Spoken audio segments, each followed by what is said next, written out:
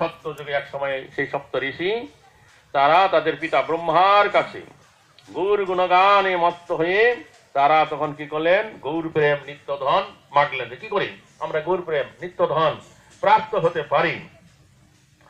ব্রহ্মা চতুর্মুখ পেয়ে বড় সুখ, সপ্ত পুত্রে বলে তবে নবদ্বীপে যাও গৌর গুণ গাও, অনায়াসে প্রেম হবে। তখন ব্রহ্মা সেই সপ্তপুত্রকে বললেন অত্যন্ত সুখ পেয়ে যে তোমরা তাহলে নবদ্বীপে যাও, সেখানে গিয়ে গৌর গুণগান কীর্তন করো, তাহলে অনায়াসে তোমরা গৌর প্রেম প্রাপ্ত হয়ে যাবে।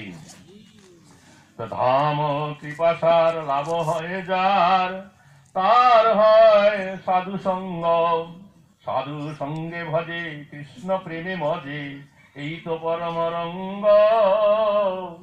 নবদ্বীপের অতি লভে যার মতি, সেই পায় ব্রজবাস। অপাকৃত ধাম গৌর হরি নাম, কেবল সাধুর আয়াস। তিনি আর বললেন যে ধাম কৃপা হচ্ছে সার, যার লাভ হয় তার সাধু সঙ্গ হয়, সাধু সঙ্গে যে ভজনা করবে সে কৃষ্ণ প্রেমে মজবে।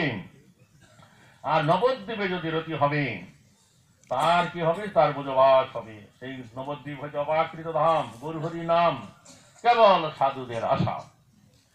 পিতার উপদেশ বুঝিয়া বিশেষ, সপ্ত ঋষি আসি তবে হরি বলি নাচে গৌর প্রেম যাচে, গায় গুণ উচ্চ রবে। বলে গৌর হরি অনুগ্রহ করি, দেখা দেও একবার। নানা ধর্ম সাধি হইন অপরাধী, ভক্তি এবে করিন আসার। ভক্তি নিষ্ঠা করি ভজি গৌর হরি, ঋষিগণ করে তপ। কিছু নাহি খায় নিদ্রা নাহি যায়, গৌর নাম করে জপ। তখন পিতার উপদেশ বুঝতে পেরে সে সপ্ত ঋষি তখন তারা এই নবদ্বীপ ধামে এই স্থানে এলেন। তারা হরি বলে নৃত্য করিতে লাগলেন, গৌর প্রেম যাচনা করতে লাগলেন, আর গৌর গুণগান উচ্চ স্বরে কীর্তন করিতে লাগলেন। বললেন, হে গৌর হরি, অনুগ্রহ করে একবার দেখা দাও, আমরা নানা ধর্ম সাধনা করে অপরাধী হইলাম, এখন আমরা এই ভক্তিকে সার করলাম। তো তারা এমন তপস্যা করছিলেন, সত্যযুদ্ধ কিছু খেল না, ঘুমাইল না, আহার নিদ্রা পরিত্যাগ করে গৌরাঙ্গ নাম কীর্তন করিতে লাগলো। হরে কৃষ্ণ। এই যুগের কোন মানুষকে যদি বলা হয় যে নিদ্রা ছেড়ে দিবে, আহার ছেড়ে দিয়ে নাম করো, ওরে বাবা, তারা এখন পালাবে, দরকার নাই, মদন একবারে শিক্ষা যাইব। কিন্তু এই কলিযুগে মানুষ অন্নগত প্রাণ, মহাপ্রভুর নির্দেশ হয়েছে ভক্ত শনে নাচ গাও করো সংকীর্তন, আকণ্ঠ করিয়া করো প্রসাদ ভোজন। কলিযুগে হরিনাম গুণগান কীর্তন করবেন এবং আকণ্ঠ একবার কণ্ঠ অব্দি যতদূর ঢোকে খাবে, কোনো চিন্তা নাই। শুধু একমাত্র যখন একাদশী ব্রত আসবে তখন একাদশী ব্রত করবে, আহার নিদ্রা বর্জন করে কৃষ্ণ নাম গুণগানের দিন রাজনী অতিবাহিত করবে। এছাড়া এই কলিযুগে একাদশী ছাড়া অন্য কোন তপস্যার কথা বলা হয়নি। মধ্যাহ্ন সময় গৌর দয়াময় দেখা দিল ঋষি গণে, শত সূর্য প্রভা যুগী মনোলোভা শুদ্ধ পঞ্চতত্ত্ব শনে।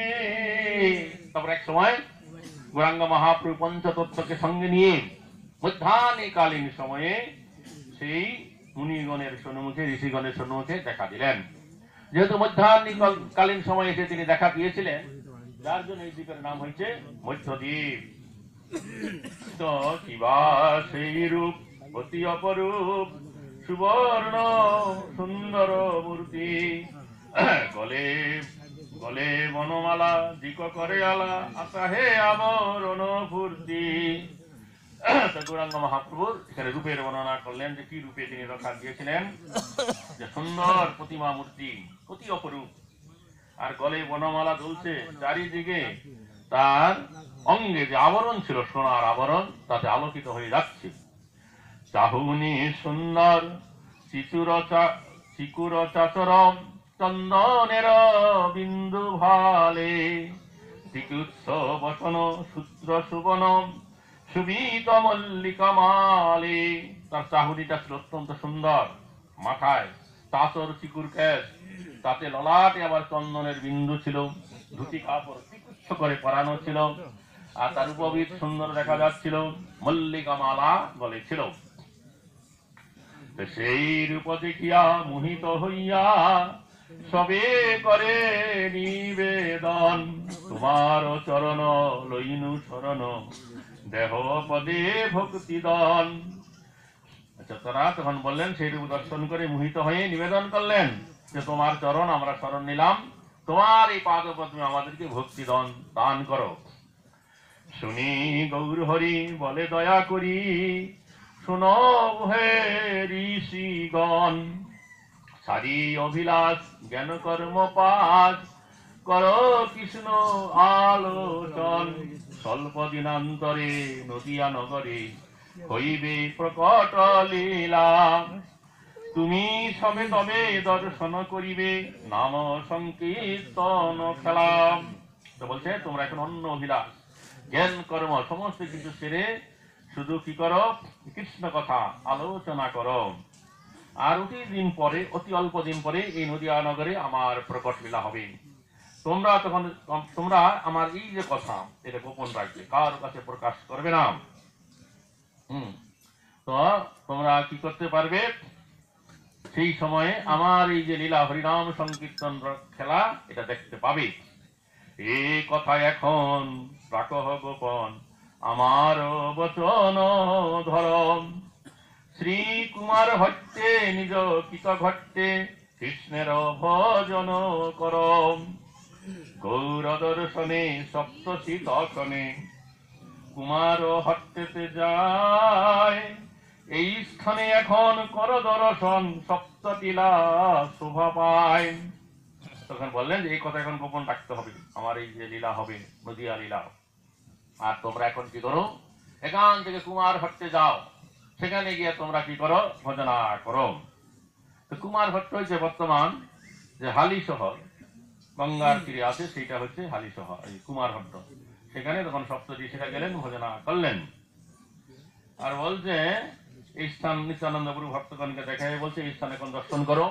সেখানে সপ্তঋষি একটা টিলার উপরে, সপ্ত টিলার উপরে বসে তারা ভজনা করেছিলেন। সেই সপ্ত টিলা নিত্যানন্দ প্রভু ভক্তগণকে দেখালেন। বলে যে সপ্তর্ষি আকাশে যে মত প্রকাশে সপ্ত টিলা তার সম, হেতা বাস করি পাই গৌর হরি না সাজি নিয়ম জম। রাত্রিবেলা আকাশের দিকে তাকাইলে সপ্তর্ষি মন্ডল দেখা যায়, দেখেছেন তো?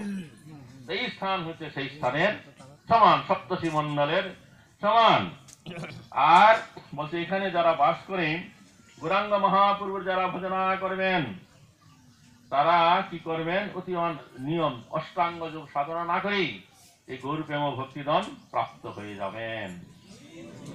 ইহার দক্ষিণে দেখো নয়নে আছে এক জলাধার, এই তো গুমতি সুপবিত্রয়তি নৈমিষ কান নয়ার। এর দক্ষিণে এখনো দেখতে পাবেন, যদি এখনো স্রোতের প্রবাহ নাই, গোমতী নদী গঙ্গা আছে, সেটা হচ্ছে অত্যন্ত সুপবিত্র। আর এই যে এলাকা এটা হচ্ছে নৈমিষ অরণ্য, নৈমিষ কানন। পুরা কল্পে কলি হইলে মহাবলী সৌনকাদি ঋষিগণ, সুতের শ্রীমুখে শোনে সবে সুখে গৌর ভাগবত ধন। হেতা দুইজন পুরাণ পঠন করয় কার্তিক মাসে, সর্বক্লেশ তেজে গৌর রঙ্গে মজে ব্রজে লভে অনায়াসে। বলছেন পূর্বকালে কোন এক সময়ে যখন এই কলিযুগ প্রবল হয়েছিল, তখন সৌনকাদি ঋষিগণ তারা সুত গোস্বামীর শ্রীমুখে এখানে গৌর ভাগবতম কথা শুনলেন। আর এইখানে কার্তিক মাসে বিশেষ মাহাত্ম্য আছে। কার্তিক মাসে এখানে এসে যারা ভাগবতম পুরাণ পাঠ করবেন, তাদের সর্বক্লেশ সমস্ত দুঃখ দূর হয়ে যাবে, তার গৌর রঙ্গে মজে যাবে, আর বুজলা বনায়াসে হয়ে যাবে। হরে কৃষ্ণ। কভু পঞ্চানন সারি বিশাসন শ্রীহংস বাহন হয়ে শুনিল পুরাণ গৌর গুণ গান আপন ভকত লয়ে গাইয়া গাইয়া নাচিয়া নাচিয়া শৈব যত কাশীবাসী পঞ্চাননে ঘেরি বলি গৌর হরি পুষ্প ফেলে রাশি রাশি। কোন এক সময়ে পঞ্চানন ঠিক ঠাকুর তিনি তার পেশাসন ছেড়ে হংস বাহন হয়ে এখানে সে শৌনকাদি ঋষিগণের সাথে সুত গোস্বামীর শিরমুখে গৌর ভাগবতম কথা শুনলেন। আর যত কাশীবাসী শৈব ছিল তারা সকলে সে পঞ্চাননকে ঘেরে তারা নৃত্য করলেন গৌরাঙ্গ বলে, আর পুষ্প ফেললেন রাশি রাশি।